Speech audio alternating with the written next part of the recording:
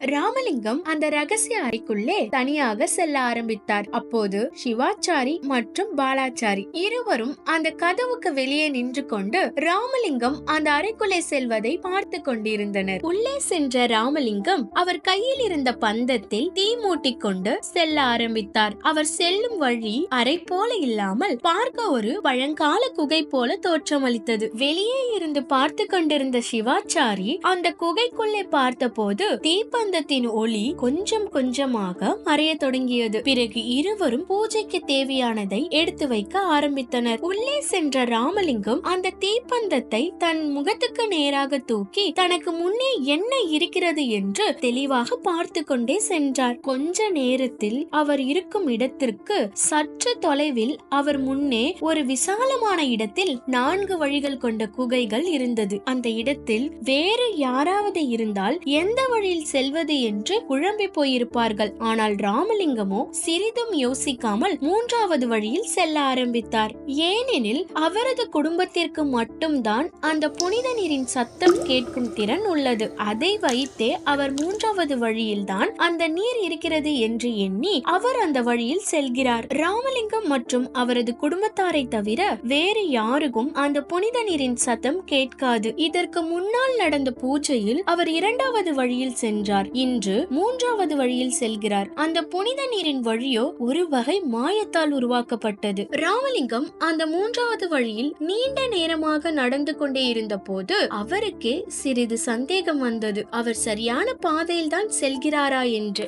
நம்ம சரியான பாதையில தானே வந்தோம், ஏன் இன்னும் அந்த இடத்துக்கு வரல? இந்த வழியில தானே அந்த நீரோட சத்தம் கேட்ட மாதிரி இருந்துச்சு என்று மனதில் நினைத்தவாறே நடந்து கொண்டு வந்தார். அப்போது அவர் எதிரில் கண்ட காட்சியை பார்த்து அதிர்ச்சியில் உறைந்து போனார். ஏனெனில் அவர் திரும்பவும் அந்த விசாலமான 4 வழிகள் பிரியும் இடத்திற்கே வந்து சேர்ந்தார். சிவபெருமானே, என்ன இது?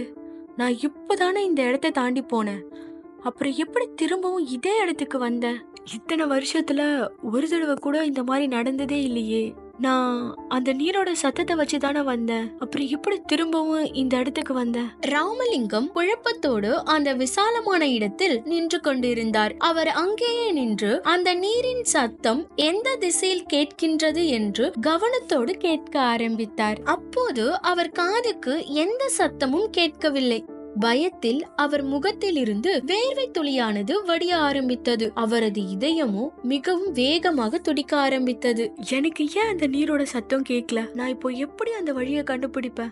ஈஸ்வரா, இது என்ன சூழல் என்று ராமலிங்கம் பயத்தில் சிவபெருமானை கும்பிட்டு கொண்டிருந்தார். அப்போது அவர் எதிர்பார்க்காத நேரத்தில் ஒரு துளி நீர் விழும் சத்தம் கேட்டது. அதை கேட்டதும் பெருமூச்சு விட்டார். முதலாம் குகையில் இருந்துதான் அந்த சத்தம் வந்தது என்று அறிந்து கொண்டார். எம்பெருமானே, உன் மேல பாரத்தை போட்டுதான் இந்த வழியில போறேன்பா, சரியான வழிய காட்டுப்பா என்று வேண்டிக் கொண்டே அந்த முதல் வழியில் சென்றார். சிறிது நேரம் நடந்த பிறகு அவர் முன்னே கண்ட காட்சியை பார்த்ததும் மகிழ்ச்சியோடு வேக வேகமாக செல்ல ஆரம்பித்தார். அவர் தேடி வந்த இடம் வந்ததும் அவர் இடுப்பில் இருந்த சக்கரம் போன்ற பொருளை எடுத்து எதிரில் இருந்த அந்த பாறை போன்ற பகுதியில் வைத்தார். அந்த பாறையில் அவர் கையில் வைத்திருக்கும் சக்கரம் போல அங்கு சின்னம் பொருந்தி இருந்தது. சரியாக அவர் அந்த சக்கரத்தை வைத்ததும் அந்த பாறையில் இருந்த பகுதி முழுமையானது. பிறகு அந்த பாறை விலகி ஒரு ஆள் செல்லும் அளவுக்கு வழி தோன்றியது.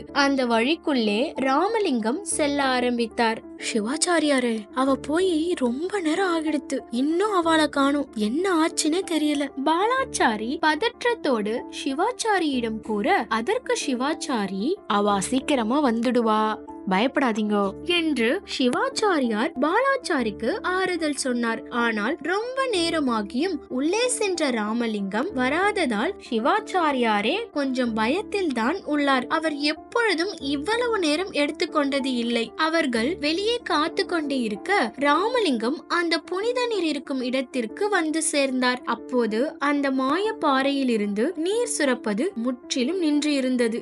ஈஸ்வரா, என்ன சோதனை இது? நான் பாக்குறதெல்லாம் உண்மைதானா? ஏன் அந்த நீர்வரத்தை நின்னு போச்சு? அவர் அந்த காட்சியை பார்த்ததும் அவர் மனதில் பயம் தோன்றியது. அப்போது அவருக்கு வேதாச்சலம் சொன்னது நினைவுக்கு வந்தது. நம்ம வரக்குள்ளேயே வேதாச்சலம் அம்மனுக்கு பூஜை பண்ண கூடாதுன்னு தடுத்தான். அப்போ அவன் சொன்ன மாதிரி ஏதோ பெரிய ஆபத்து வரப்போகுது, என்ன நடக்க போகுதோ தெரியல என்று அவர் மனதில் நினைத்து கொண்டு அந்த பாறைக்கு கீழே தேங்கி இருந்த சிறிது நீரை ஒரு பாத்திரத்தில் எடுத்துக்கொண்டு அந்த குகையில் இருந்து வெளியே செல்ல ஆரம்பித்தார் ராமலிங்கம். இந்த மர்மமான கதையின் முடிவை தெரிந்து கொள்ள நம்ம ஒரு கதை சேனலை சப்ஸ்கிரைப் பண்ணுங்க. இன்னும் பல சுவாரஸ்யமான தமிழ் மிஸ்ட்ரி அண்ட் ஸ்பிரிச்சுவல் ஸ்டோரிக்காக.